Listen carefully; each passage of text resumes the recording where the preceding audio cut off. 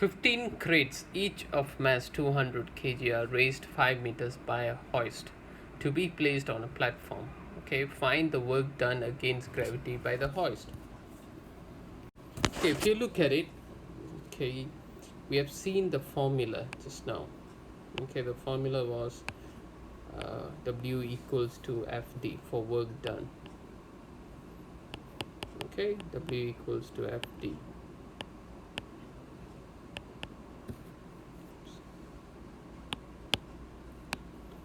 Okay, W equals to F and D. Okay, in this case, the cos over here is 0. Okay, cos 0 is 1, so the angle is 0, so cos 0 is 1. So even if I multiply by cos 0, okay, I'll get back W equals to FD. But if there's a force that's acting at a certain angle theta, then we can use W equals to F times by D, where the D is the distance traveled, and multiply by cos of whatever angle that it corresponds to, okay, from the horizontal. Okay, in this case, if it's theta, 60, whatever. But what if it's been pulled, okay, on a vertically, okay, on a vertical line, or vertically on a straight line? We know cos 90, okay, if I pull an object, cos 90 will give me 0. So the entire equation W equals to FD multiplied by cos 90, it's not going to work because the whole thing is becomes 0. Okay, so that's mathematically that's wrong. Conceptual mechanics or physics concept, in physics concept, that is wrong. Okay, but there's another formula where we call gravitational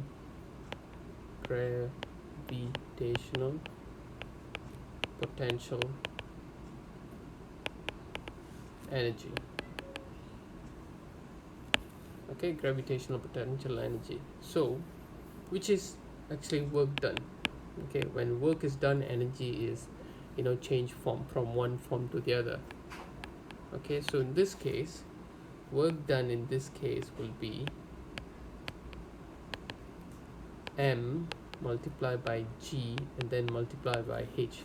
Okay, M is the mass of the object that we are lifting, okay, and then multiply by the gravity, okay, and then multiply by the height.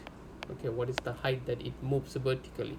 So for this question, if you look at it, for this question, 15 crates, each of mass 200 kg, are raised 5 meters by a hoist. So let's look at one first. Let's not look at 15, let's look at one.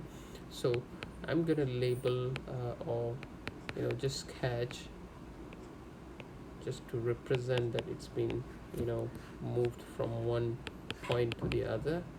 Okay, and A has gone to A prime. Okay, that's the distance, and the distance that it has traveled is, in this question, 5 meters. Okay, so they have given us 5 meters.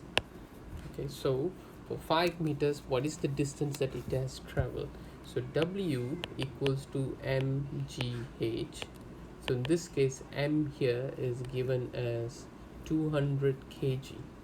Okay, so 200 kg multiplied by 10 multiplied by 5, which is the meter height in meters. So 200 times by 10, which is 2000. 2000 times by 5 will give us 10,000 joule. Okay, 10,000 joule. Okay, is that right? 200 times by 10, yeah, 10,000 joule. And since we have 15 crates, okay, of the same object, okay, so we just have to multiply this by 15, and from there we get the energy, or the work done, as 150,000 joule, and this is equal to 150 kilojoule.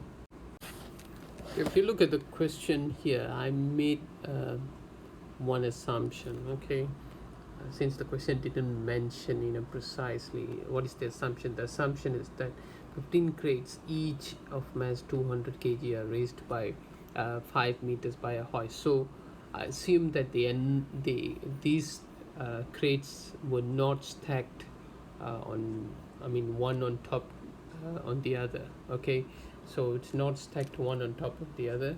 Okay, so it's been, lifted by the hoist individually. That's why this is the answer. Okay, unless the question says otherwise, I think we can make some kind of assumption. Okay.